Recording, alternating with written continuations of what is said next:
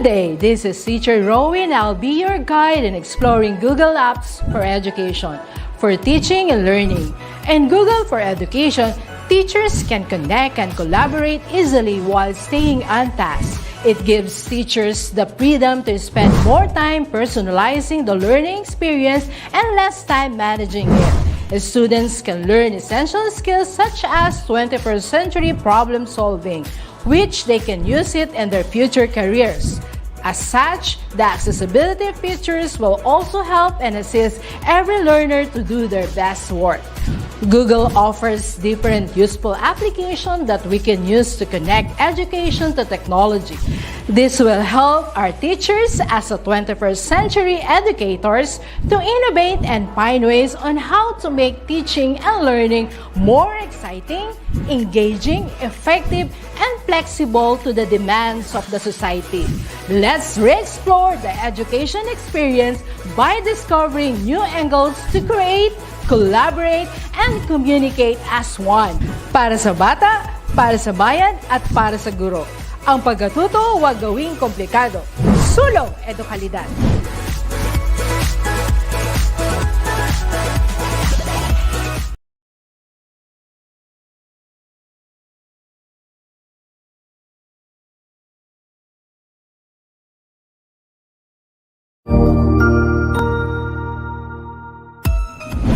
Mabuhay!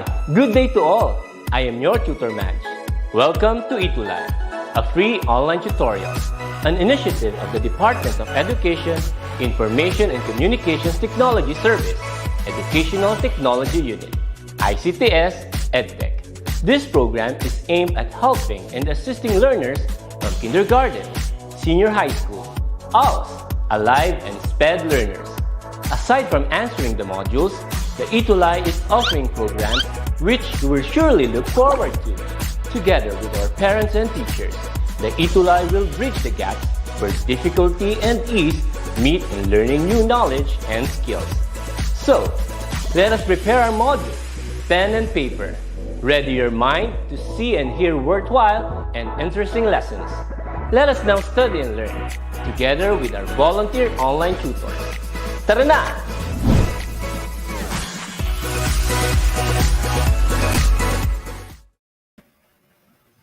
Ayun, magandang umaga sa bawat isa. In behalf of Tutor Rose, I am Tutor Mean for the subject Business Finance. No? We are already in the quarter 2 of week 3. No? We have a new topic. No? But before we start, let's have a short recap of what we have learned last week. No? Si Ma'am Tutor Rose po ang inyong nakasama and she discussed about investment risk. No? When we say risk, it's a chance that an investment actual return will be different than expected. Na pag nag-invest daw tayo, there were times na hindi ganun yung expected return. So, we call that risk. So, may mga possibility na malulugi, kikita o hindi. And we have two uncertainties na it could be inherent to the entire market or within the company. When you say within the entire market, ito yung mga risk na nai-encounter ng mga investors katulad ng mga recessions, no? Ano pa ba? Pagtaas ng mga interest or pagbaba, yun. Minsan may mga problema like war, ganyan. So, yung mga uncertainty naman that comes with the company or industry, ito naman medyo na napopredict natin. For example is yung may mga legal issues, may mga rallies, ganyan. No? Ano pa? Ano pa yung mga uncertainty within the company? Bukod sa mga rally, yung mga katulad ng naging pandemic, no? It is already uncertainties within the industry. Ayan. So now, my question is, alam ko lahat tayo excited kasi malapit na ang face-to-face. Ano ba yung na-miss ng mga estudyante natin? No? Ito yung allowance, no, na nanggagaling sa kanilang mga magulang. Tanong, nung kayo ba ay may mga allowances, no? Are you able to save from your allowances? At kung nakakapag-save naman kayo, ano ang ginagawa niyo dun sa mga savings ninyo? At kung hindi naman, how do you address this deficit? Do you ask from your parents, is this a good practice? No? Kapag may mga nagkakaroon ba ng mga deficit, no, kakulangan, paano ito sinasabi sa mga magulang nyo? No? Makulang, no? Mapadagdag. No? So ano ba talaga yung tamang way, no? How we're able to manage our finances, no? So yun yung ating bagong topic ngayon. It concerned with finance or pamamahala ng personal na pananalapi. Wow, no? Pagdating sa pananalapi, ang dami naging problema ngayong pandemic, di ba? Lahat ito halos ang naging problema, no? Walang exemptions. It's managing personal finances. So, ano po yung ating pag-aaralan sa umagang ito, no? First, throughout the discussions, we'll be able to understand the definitions of personal finance. We may enumerate and identify the process and areas for personal financial planning and appreciate the value of simple habit for personal financial success. So, start tayo, no? So, personal finance, how do we define personal finance? So personal finance defined as it includes all financial decisions and activities of an individual including budgeting, insurance, mortgage planning, savings, and retirement planning. So ang dami palang sakop itong personal na pananalapi. Ayan. So gusto ko muna sabihin good morning sa mga nanonood ng mga estudyante ngayong araw na ito. Okay, good morning kay ni Vinette, no? Kay Makalulon, kay Mira, hello Mira, and then kay Marites Dalita from SDO Palawan. Maraming salamat din si sorry, what's this? Makalolon is from Lanao del Sur. Good morning po sa inyo. No, another definition sa personal finance is primarily dependent on one's earning, cost of living, and personal goals and wants. So, ang lawak-lawak ng topic ng personal finance. Ano pa? It's about analyzing current financial positions, projecting short-term and long-term funding needs, and executing a plan to fulfill those needs, considering individual financial concerns. So, kasama din pala dito yung pag-a-analyze natin, ano ba yung posisyon na ating pananalapi sa panahon ngayon, ano? Ano yung ating mga kakailanganing pondong personal, and how will we able to execute this plan? Ano yung ating plano, no? Kasi may pangangailangan tayo and considering all those constraints or limitations. So, yun yung ibig sabihin ng personal finance, ha? Personal na pananalapi. Pag-a-analyze kung anong posisyon na meron ka ngayon, pagpaplano, at i-consider natin lahat ng limitasyon. Ayan. So pangalawa, kailangan natin malaman, ano nga ba yung proseso, no? Ano yung prosesong financial pagpaplano, no? Paano, ano ba yung mga steps, no? How to plan this personal finances, no? So number one, ang unang gagawin natin ay mag-set down ng objective. Pangalawa, we have to gather data. We'll explain this one by one. And then pangatlo, data analysis. Four is financial plan recommendation, plan implementation, and plan monitoring. So let's see this, no? Objective settings. What is all about? No, kung tayo ay nagpaplanong pananaping personal, so number one daw ay magkaroon tayo ng objective settings. We have to set our objectives. Ano ba yung ating plano, no? Ano ba yung ating gusto? So, examine natin, no? Ano ba yung resources na meron tayo? At ano yung ating dapat na i-prioritize na financial planning o plano ng pananalaping personal. So, example, gusto ko na magkaroon ng 10 million after 10 years. So, ang ganda-ganda na ating objectives, no? Okay, pangalawa, data gathering. What's it all about? Sabi dito, you have to use survey questionnaires and interviews to gather quantitative, no? Ito yung panlabas na pag-gather ng data. Kasi di ba we are more particular pag sinabing data gathering, na we gather interviews, surveys. Ito naman pag personal, what we do is to identify individual goals and objectives, lifestyles, and then assessing our financial status. Kasi personal ang pinag-uusapan natin, no? We have to assess our financial status. No? Ano ba yung ating status na pananalapi sa mga panahong ito, no? So tayo mismo mag-gather tayo ng ating sariling data. Pangatlo, we have to analyze the data. Paano i-analyze na data? Alam natin, when we say data analysis, it means analyze the individuals or others legal papers. We have to review. Okay, so we have to analyze data in what way, no? When we are analyzing financial positions, we think of analyzing yung mga cash in and cash flow. Kasi pinag-usapan natin dito pananalapi, no? So i-analyze mo, no? You have to evaluate, no? It should be in relations to your individual resources and economic conditions. Kasi ang ganda ng objectives mo, you want 10 million after 10 years. So i-analyze mo, anong papel meron tayo? Anong kailangan? How do we compute? So you have to map ano mga cash inflow mo and you compute the required return para maabot mo, kailan mo maabot yung 10 milyon na yan, no? Baka naman hindi lang 10 years, baka naman within 5 years, no? Makatulong ito sa'yo. Hello, good morning kila may Sir Briones, ayan, kay Sir JB Andesa, and kay Princess ko, ayan. Good morning sa lahat ng estudyante sa Kulyat High School. Ayan, watching from Kulyat High School. Good morning.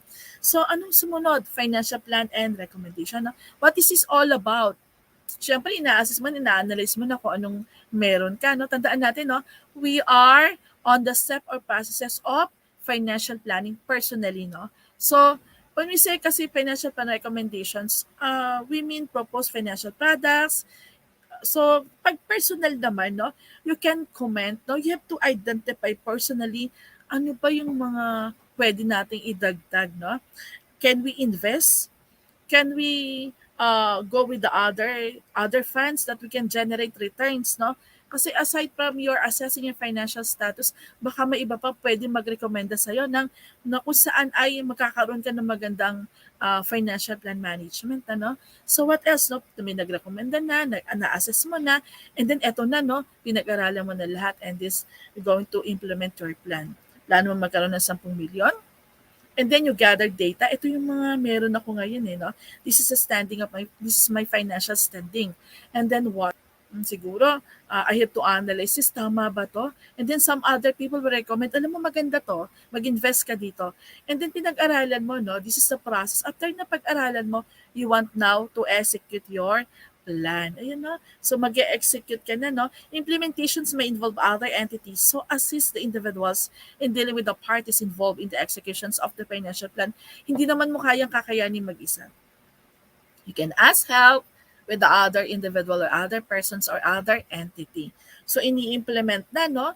Ayan na, nagbukas ka na, nag-open ka na. Ano bang ginawa mo to handle your financial management, no? After implementing ito na, you're going to monitor, no? Hindi mo lang siya basta nag-invest ka and then iniwan mo na lang siya. So, you have to evaluate the financial plan regularly to see if it is effectively meets the individual goals and objectives. Ayan. Good morning po, Ma'am Faye from Tumawini Standalone Senior High School. Magandang umaga po sa inyo. Ayan. So you have to check regularly whether the fund is growing as planned. No? Kasi you have to consider alternatives. No? Kasi alam natin pagdating sa pag-investment, hindi ka lang dapat nag-i-stay sa isa. Kailangan alam mo how to diversify your fund. No?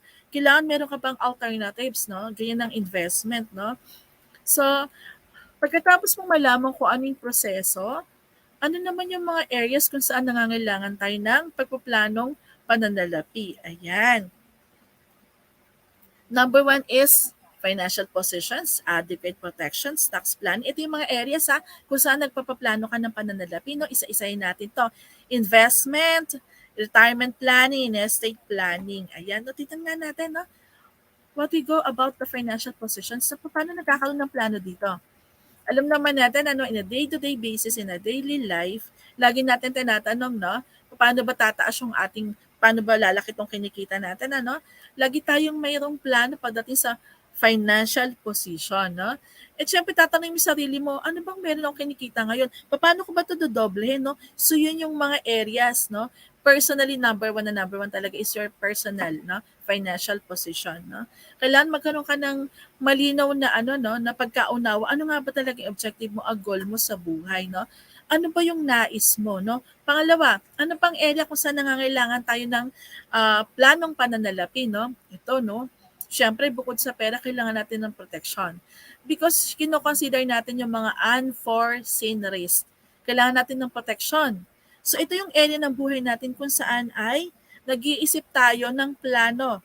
So, how will they take care of their dependents? Paano nga ba to? Ano bang gagawin ko? Paano kung may dumating na ganito, no? Nagkaroon ng mga sakit, no? Isa to sa mga area ng buhay natin na kung saan tayo ay nagkakaroon ng planong pananalapi. So, How have they planned for financial risks such as disability, illness, long-term care, and death? Tanong, no? Ano kaya ang pagpaplano financial ang gagawin nito? Yung iba kumukuha ng insurance plans, no? Alam natin dito. Kasi alam nila, ito yung protection, no? Alam nila this is would be a one way, no? Hindi lang sila kikita, they can be protected for some unforeseen risk. Ayan.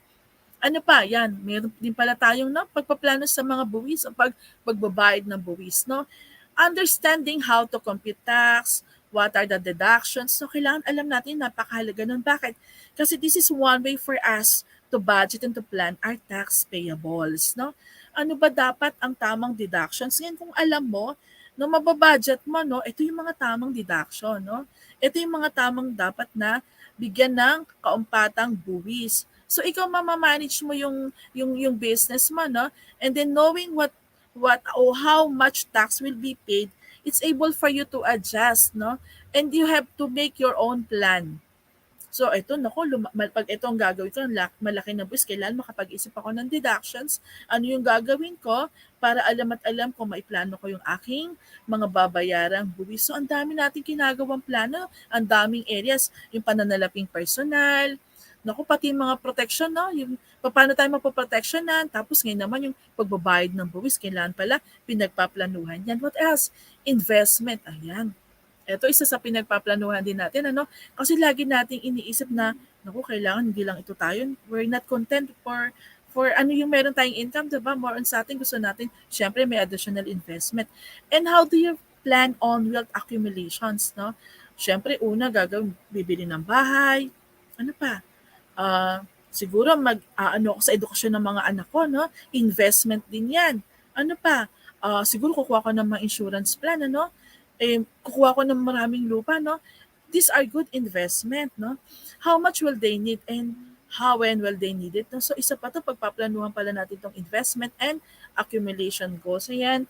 Good morning kay Erwin Lorenzo and Joy. Yan, Lagalangan. Magandang umaga and also kay Kyla Andrade. Good morning po. Salamat sa inyong panonood. Alam namin, patuloy nating matututunan tong subject na to, no? Kami ay nandito para kayo ay tulungan at magturuan tayo, no? At any comments, please mag-comment ho kayo sa amin and we are willing to answer. Ayan. Good morning, Sarah. Ayan. So, isa pang pinagpaplanuhan daw natin yung retirement. Well, siyempre yung iba, no, iniisip nila, ano ba yung gagawin ko pa nag-retired ako, no? So, naku, nag-iisip na sila ng pagpaplano, no? So, how they prepare for the retirement, no? Ano gagawin ko kapag retired na ako, no? Ayun, di sa mga pinagpaplano, no? Minsan, di ba, kailangan natin pag nag-retired ako, gusto ko ganito. Kaya, nagkakaroon ng financial planning pagdating sa retirement. Hindi lang yan. Of course, estate planning. Dispositions of one asset after death. May mga tao talagang very practical, no? Yung iba sinasabi, nako, hindi pa naman dumadating yung puntong gano'n. Pero nagpaplano na siya, no? About paano ko ibabahagi yung mga ari-arian ko sa mga anak na may iwan, yung mga asset ko, paano ko i-dispose, no? So, ito yung mga areas, no, kung saan meron mga planning or financial planning. Ayun. Pero lagi nating tatandaan na when we talk about managing personal finance or personal finances, wag nating kakalimutan yung golden rule of personal finance, no? Ito yung income minus savings equals expenses. Again, income minus savings equals expenses. Yun yung golden rule. So yung kinikita mo, ibawas mo na yung savings mo. For example, you assume na magsisave ako ng 10% kada sahod ko, no? Tapos yung matitira yun ng iba-budget mo sa mga electricity, syempre fixed na yan, rent fixed na yan. Ano lang yung pwedeng mag-varies, no? Yung variable. Katulad ng pagkain, damit, no? Ano pa? Yung mga paglalakwatsa mo, no? Medyo variable na yan. Pero syempre, unahin nating bayarin yung mga fixed expenses. Baka may pagkakautang tayo. Number 1, bayaran natin yon. Number 2, yung mga billings, no? Electricity, rent, ano pa ba? Internet, ayan. Kung may hinuhulog kang bahay, okay, babayaran mo yan, no? Kung may, yun nga. And then, yung matitira, budget sa pagkain. So, pag kulang, medyo tipid-tipid ng konti. Pag walang-wala na talaga, syempre, yung medyo yung mga damit, hindi na rin natin masyadong bibilhin. Kung baga, unahan natin yung mga needs kesa wants. Ayan. So, for example, no, in the golden rule, apply natin, no? Sa income minus savings equals expenses. So, mga estudyante, turuan nyo ako ha, o tulungan nyo akong sagutin to. Kapag ang kita ko ay 10,000, and then gusto ko mag-save ng 10%, okay, magkano na lang kaya yung pwede kong i-budget para sa expenses? Sige nga, please. Magkano na lang i-budget ko sa expenses?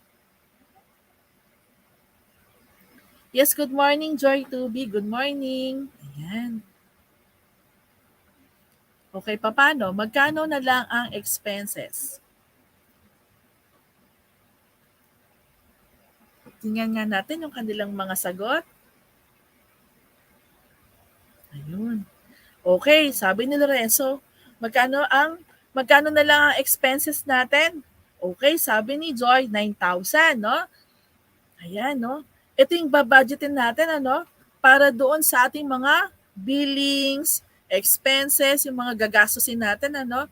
Kasi kailangan natin mag-save, no? So, yung savings natin, sabi ni Lorenzo, ay 1,000 pesos daw. Okay, so yung income natin, savings is 1,000. Magkano yung expenses, no? Sabi ni Lorenzo, 9,000. Okay. So, sagutin nga natin, ano?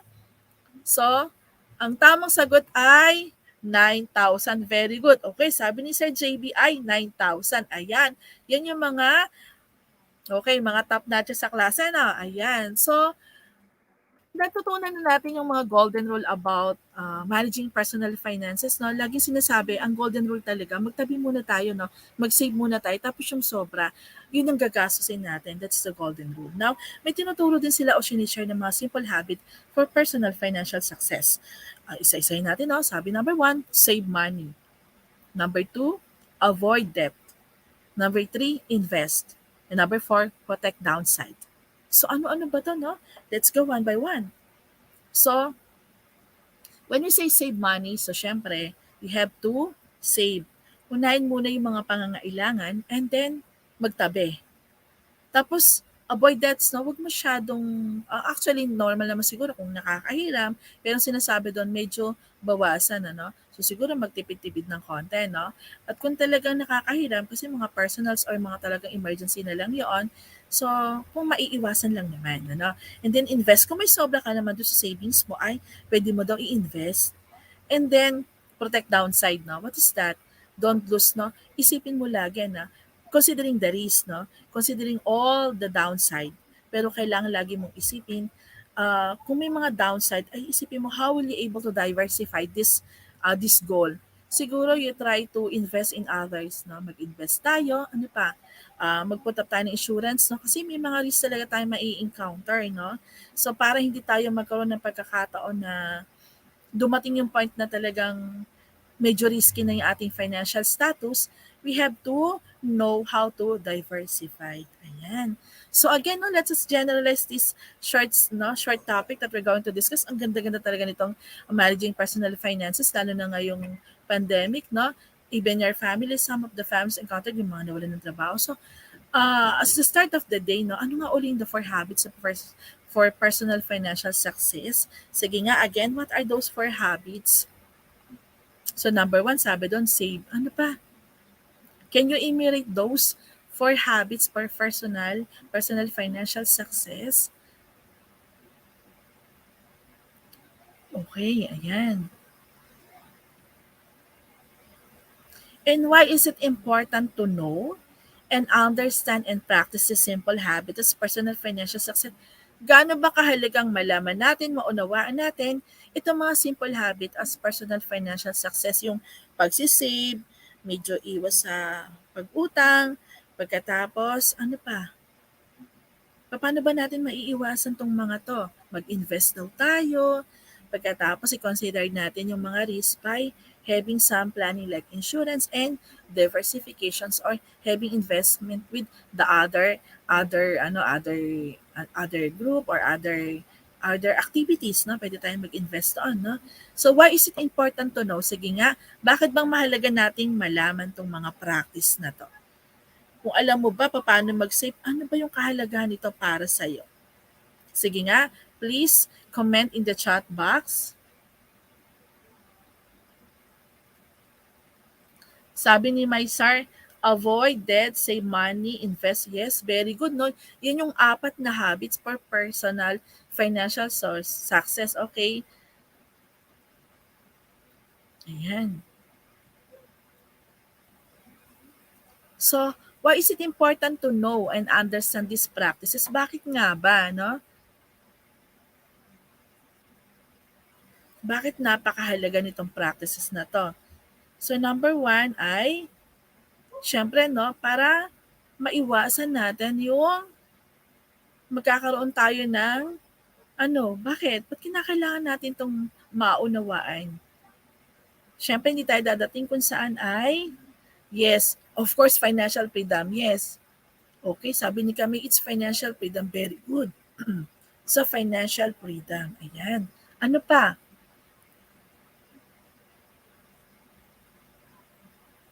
Financial freedom, ayan.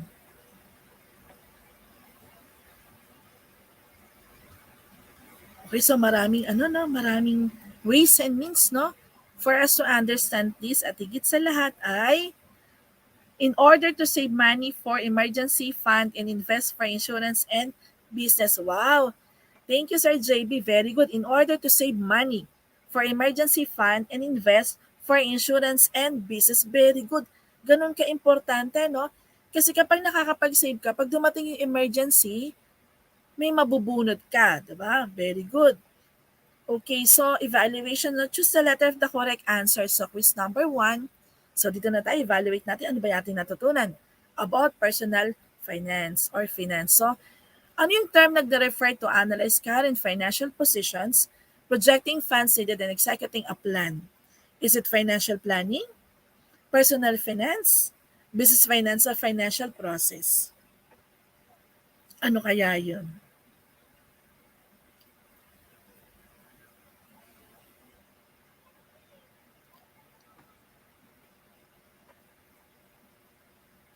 Okay, so A, B, C, or D?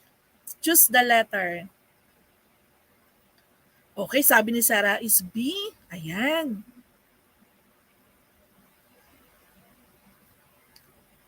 Okay. Sabi ni Maisar Briones is letter B. Ayan. So, personal finance, no? Analyzing current financial positions, projecting funds needed, and executing a plan, considering individual, financial constraints.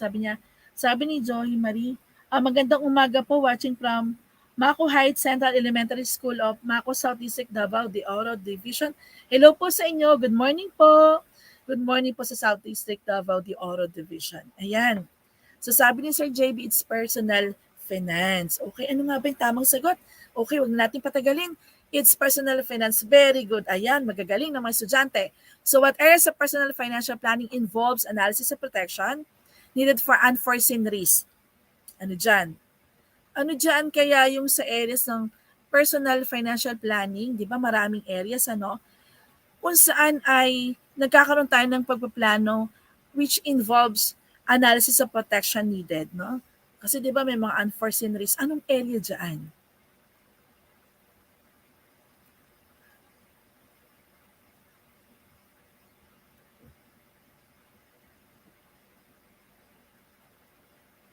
Okay. Okay, no? Sabay natin sagot nila. The answer is adequate protection. Ito yung area no, kung saan ay nagpaplano tayo ng ating pananalapi para sa protection. Yan, pagkuha ng mga insurance. No? Okay, number 3. What is the golden rule for personal finance? It's A or B. Okay, sabi ni is A daw po. Sabi ni Sanday. Ayan. Okay, ayun. Very good si Sir JB. Sabi niya, adequate protection. Very good. Ayan. So sabi ni Sarah Bilolo, ang sagot niya sa quiz number 3 ay income. Okay. Okay, adequate protection pa din. Ayan, ito na. So, ano daw yung golden rule? Ang sagot nila is letter A. Sabi ni Kamay, letter A. Sabi ni Maisers, letter A. Ayan. Sir Erwin Lorenza, very good, no? Adequate protection. Sir JB is letter A. Ayan. So, the answer is, Sanday is letter A. The answer is letter A. Income minus savings equals to expenses. Okay, very good class. Ayan, so reflections. Sabi dito, bago tayo mag-close, no, iwanan natin itong katagang ito. Do not save what is left after spending, but spend what is left after saving. Yun yung golden rule, no? So wag tayong mag-save na kung ano yung natira, kundi mag-save muna tayo, and then kung anong matira, yun yung ating gastusin. Sabi nga ni Sir JB kanina, para saan? Para magkaroon tayo ng, yung may mabubuno tayo in case of emergency. Okay. So, thank you for attending the short topic, the short discussions about managing personal finance. And these are my references, no?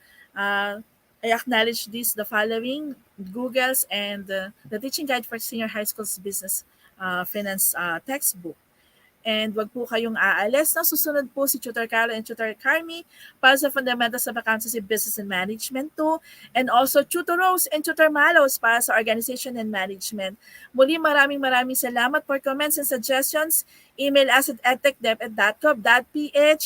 Thank you sa Kulyat High School. I would like to say also thank you sa aming pinakamamahal na principal, Dr. Herenya, sa lahat ng mga ka-teachers ko sa Senior High School sa Kulyat. Magandang umaga. Salamat sa inyong patnubay. At higit sa lahat sa mga estudyante na nanonood, thank you very much. No? Minsan tuloy-tuloy tayo. Dito sa ETUlay, patuloy natin itituloy ang kabataan para sa kaalaman. Araw-araw at tuwing Friday, makakasama nyo kami ganitong oras muli hanggang sa susunod na linggo. Maraming salamat.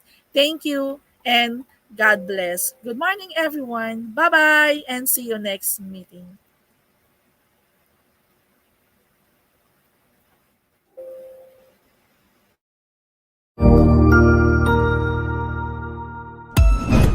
Ang husay naman! Natapos mo ang iyong tutorial session kasama ang iyong mahusay na ETUlay tutor. May bago ka bang natutuhan? I-share na yan gamit ang hashtag ETUlay Level Up. Huwag aalis ha, dahil may susunod pang programa na pwede mo ring panoorin at salihan. Dahil naghihintay na ang iyong mga tutors. Happy learning dito sa ETUlay!